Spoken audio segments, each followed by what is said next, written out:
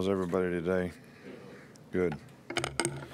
Well, just to recap the last game, players really played hard and competed well in this last game. The effort was really good, the toughness that we played with, the competitive spirit that we had in a game to overcome adversity, all things that I was very, very encouraged by and very pleased with and very proud of.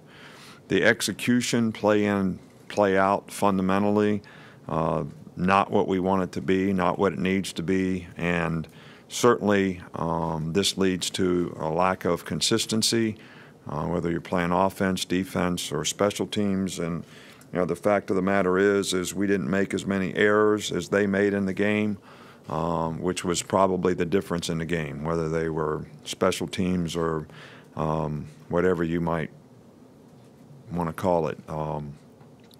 So I think the major goal for us is focus on the importance of improvement between the first and second game. Always something that I think every team has a great opportunity to maybe improve as much as any time all year long during that time.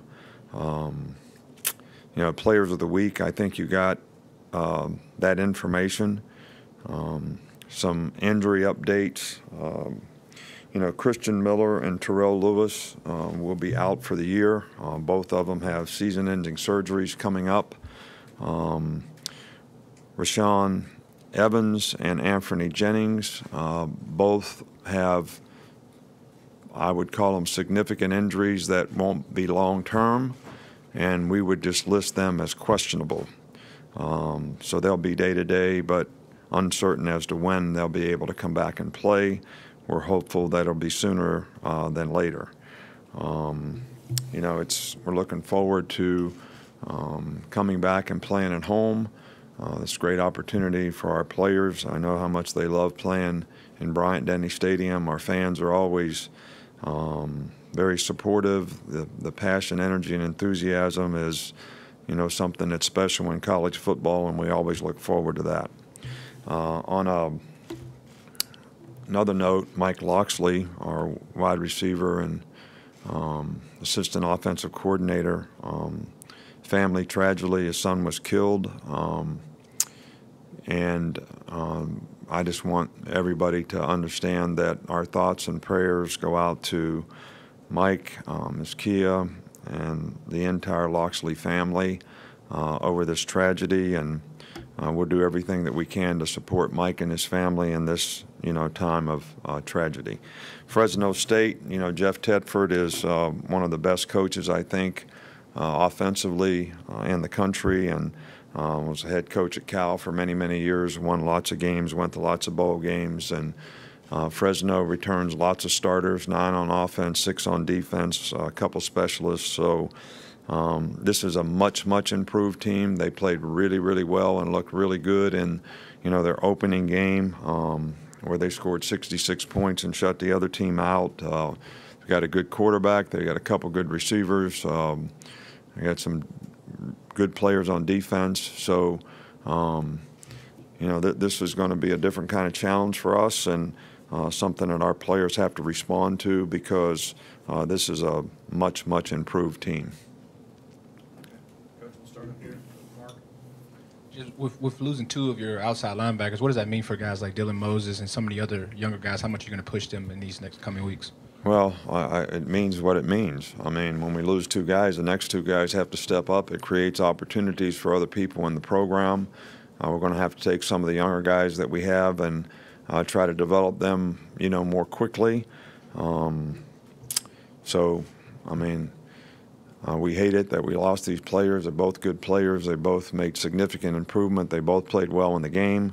But this is an opportunity for somebody else to step up and be able to play at a high level as well. And we're going to work very hard as a coaching staff to help those guys get in a position to do that. This side middle with Michael. During the offseason, a lot of the talk was about Jalen Hurts getting better in the pocket, throwing the ball, and maybe not taking off as early. How do you think he did in that first game? Well, I think there were times where he did a good job. He stepped up and made some really good throws, and there were other times where I think he instinctively maybe took off, a little sooner than we'd like. But we're going to review those things with him on the film. In fact, we already have, and hopefully we'll just get him to trust and believe in doing the things that he needs to do to technically execute the plays. Although I thought his overall performance for the first game was pretty good. I thought some of the issues in the passing game were not quarterback related totally. He had some protection issues that were mental errors, not necessarily physical errors, that created some negative plays. And when I talk about overall execution, that's one of the areas that I would be speaking of. Along those pass protection lines, what did you think of the play of Matt Womack and Jonah Williams, and how would you sort of assess both of their performances? Well, I think both guys did some very good things. I think overall our entire offensive line needs to be a little more physical. We need to finish blocks a little better. A lot of little things that we could do better that I think we want to emphasize with all the players, and so that's going to be the emphasis. But it's not just the offensive line. I think it's every position on our team. Hi, Coach. Last week you said that Bryant-Denny is your favorite stadium, but what are some of the things behind the scenes that maybe the average fan doesn't see that make it so different? Look, it's because everybody's for you. That's what makes it different. I love having the support of our fans. I love the tradition films that we show before the games. I love the passion, the energy, and enthusiasm. I know how much our players enjoy it, respect it, work so hard to try to play to a standard that people can be proud of. I don't really know what you mean behind the scenes. It's just great to be home. I got my chair at home. I got, my little locker room at home. All those things are not different like when you go on the road. Come back here on the right. Charlie? How have you seen Ben Davis progress, and could he see maybe an increased role with the injuries you guys have at linebacker? Well, we'll see. He's one of the guys that is a young player that has the opportunity to maybe show what he can do. This is a relatively new position for him. So we're going to have lots of competition at that position, and we'll sort of see who develops and who can help us the most. Coach, having watched Jalen on film now from the first game, could you give us a little more evaluation on how you thought he performed and what you're looking for this week at quarterback? Well, I think, look, it was first game, and I'm not here to protect the player. I think he would tell you that there's things that he could do better. I also think there was good plays that he made that we need to build on. I do think that there's definitely some things that we could do better as coaches to help the players, and the players could do better to technically execute what they need to do so that we can make more explosive plays. We had several opportunities to make explosive plays, and whether they were breakdown in protection or aborting the play too quickly, we weren't able to make those plays. And when you do that, you leave a lot of money on the table. So I don't think that by field position and opportunities that we had in this game, we could ever walk away saying we're satisfied with the points that we scored. The guy that distributes the ball is the quarterback, so we're all responsible for that, but we just need to do a better job of executing overall as an offensive team. I've said this many times before. If the players around you are not doing a good job, quarterback's a tough position to play. So we all need to improve, and that's what our focus is going to be on this week. In the front here with Dwayne. Coach, special teams with the field goal with Andy. How'd you think he did? I know he went 3 for 5, but overall, how'd you feel like he kicked? Well, I think, you know, we don't ever expect anybody to miss a field goal, but we know Andy's accuracy, you know, inside of 40 yards is very, very good. He made all those. A couple longer ones he didn't make. I think that he's capable of even being more consistent than maybe what he was in that particular game, but we don't want to miss any. But we're also going to be very supportive in terms of and confident that if he hits the ball well, he can make all those field goals. We'll go here in the middle with Alex. I wanted to ask you about Levi Wallace. He's a guy that's, you know, earned his way to where he's at now. Obviously, a former walk-on. He got a scholarship last season. But how have you seen him kind of develop, and just what do you think about him stepping in the way he did in that game? Well, there's been competition at that position between those two guys, he and Trayvon, you know, for quite some time. And I think Levi at this point, because he's been in the system and he's been in the program for a long time, understands the system, understands and can make the adaptations. I think he was a little more comfortable in the game, being a big game, first game, all that. I think Trayvon was a little nervous, a little anxious, made a couple mistakes early.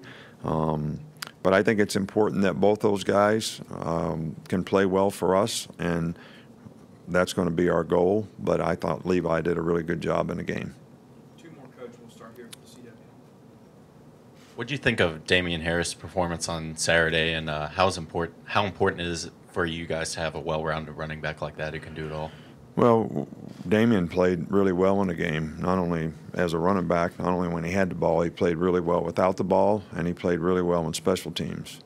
Made a big play on special teams in blocking the punt, but was effective in other things that he did on special teams as well. So I was very encouraged and pleased with what he was able to do, and when he's been healthy, he's been a very good player for us. I think that it's important for us to get other players at that position who can play at that level as well, and that's certainly going to be our goal. Josh Jacobs may start practicing a little bit this week. Still can't tell you whether he'll be ready to play in this game or not. We'll wrap up in the back with Joe. Hey, Coach, obviously no one expects 4 linebackers getting hurt in one game, but during fall camp, how much are you keeping an eye on guys who look like they may have positional versatility and just making mental notes for potential contingency plans in case of injury? Well, I think you always do that as a coach, but I also think that you have to be careful that you're not robbing Peter to pay Paul when you start moving guys around. You've got a tremendous amount of reps invested in a guy at a certain position, and you move him to another position, and then you don't have the same reps at that position, and now you've created, you know, maybe 2 issues for yourself. I do think that there are guys on our team that have position diversity that could move and play other positions, but I think we didn't just lose outside backers, we lost an inside backer too. So now to move one of those guys would make us and that's where those guys are. You know, Mack could play outside linebacker. I think, you know, Holcomb could play outside linebacker.